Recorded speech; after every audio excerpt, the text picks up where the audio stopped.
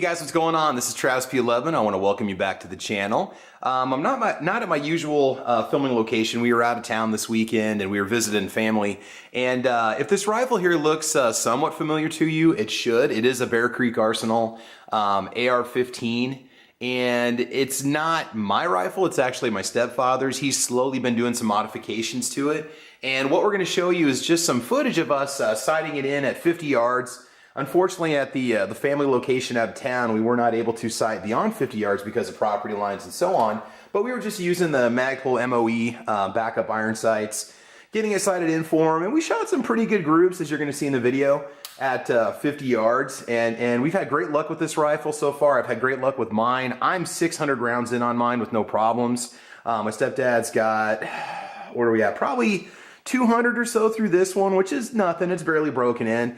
You know, we start off with around 20 rounds of brass today in our range testing, and then we just switch over to steel case. And we've had no problems with it. We got the gun taken apart and cleaned last night, and it was a good experience helping my stepdad get his AR taken apart and cleaned and show him how to reassemble it. It's only about the second or third time that we've done that. And he's just slowly doing some modification to it. He's got an MOE CTR rear stock coming, standard MOE front handguard coming. We're going to put that on. Probably won't put that in a video because I've done a video on that already. We did put the MOE grip on last night, and we did get his rear iron sight ready to go. He still may put some sort of optic or red dot on top of it, but overall he wanted to just keep it as a very simple budget price rifle. Now he bought his, I believe, a couple weeks after I bought mine, and we both paid $499 if I'm not mistaken, and then like $525 delivered. They do vary between $549 and $449 on classicfirearms.com. Build, construction, quality materials, I mean, it's pretty much on par with any other entry-level AR-15 I've ever owned before. I would say, nothing against it, okay, I would say that the quality overall, the feel and the fit and the finish is a grade above a DPMS Oracle.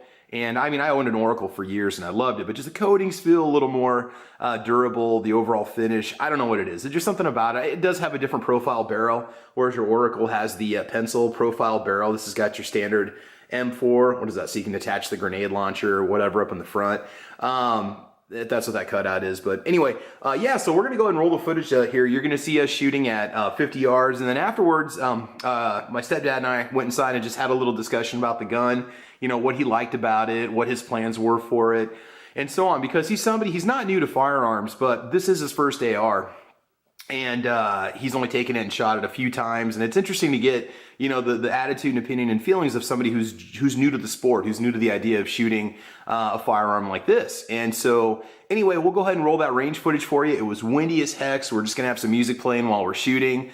We shot some pretty good groups. I mean, we got it to the point where he's comfortable with it, or if he had to hit within, you know, a couple inches of a circle at 50 yards, he'd be able to do so. We're not precision shooters, guys, and we were using the lead sled. But again, between the wind and just the elements, it was not easy to sight it in, I'm not gonna lie. And if we had a red dot on there, I think your groups would tighten up considerably. It'd be much easier to get back on center after you take your shot. So there you go, guys. So again, shooting initially with the American Eagle 223 military grade round is what they call it, 55 grain.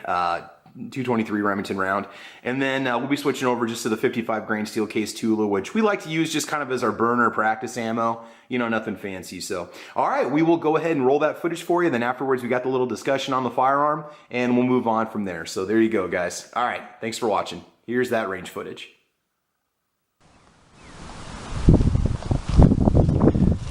Tula 55 grain steel case ammo, fired through a Bear Creek Arsenal M4 at approximately 50 yards. Iron sights, Magpul MOE rear flip up sight, factory front gas. Shut up and sit down.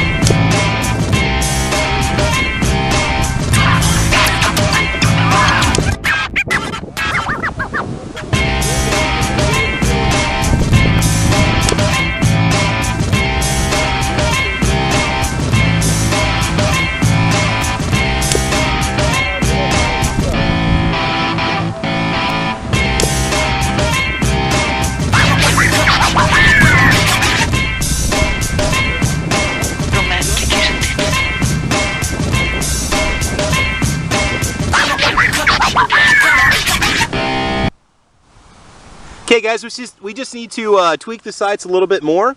But overall, it's not bad. It's shooting some fairly tight groups. We had a couple nice little bullseyes there. Bear in mind, this is only the third time that Richard here has ever fired an AR-15. It's only the second time he's ever fired his Bear Creek Arsenal AR, and we're just now getting those sights dialed in, so it's not a bad group for a $449 AR-15. All right, there you go. All right, guys, I'm with my stepdad, Richard, here, and for the second time or third time? How many times have you fired this thing?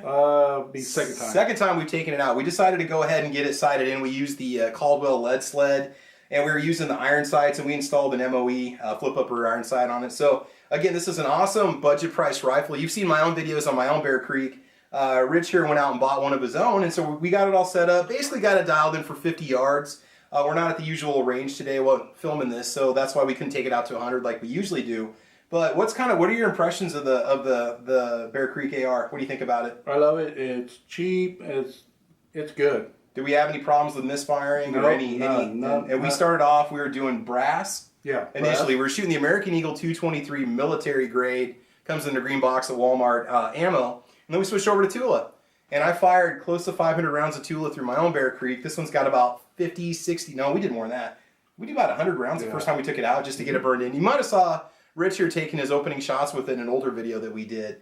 So now, what do you think about shooting with a lead sled? Is it more of a pain than it's worth, or do you like it a little bit better? I love it. It's solid. It was good. You know, a lot of guys use sandbags instead of the lead sled. I mean, lead sled, you're looking at $80. You're looking at $40 for the lead shot and $10 for the pouch to put it in. So you're looking at a little bit of an investment. But it's nice because you can let the gun sit, you can walk away, you can come back. It's more or less where it was before, and you can continue your shooting. So physically, it's less demanding than trying to hold the gun the whole time you're trying to sight it in at all these different distances. So you think it's an AR-15 you recommend to people to pick up? Definitely. Yep. Now, I can't remember. How much did you pay for yours? Yours? $500 plus the 25 for shipping. Okay. Yep. But haven't they had them for? We've had them for $449 a couple times. Yeah, I've too. seen that too. So we're kicking ourselves for that, for not waiting. But we bought them. I bought mine right before the election, and you bought yours right after. Before. Right before the election. So we decided to go ahead and get them because you didn't know if we'd be able to get them, and regardless. So, and do you have any plans to do any more upgrades to it? What are you gonna do? Yeah, I'm gonna get the hand grip and the handguard. The handguard grip. Yeah, pistol grip. Butt stock. Yep. Cool. And what'd you decide to go with for the furniture? The gray.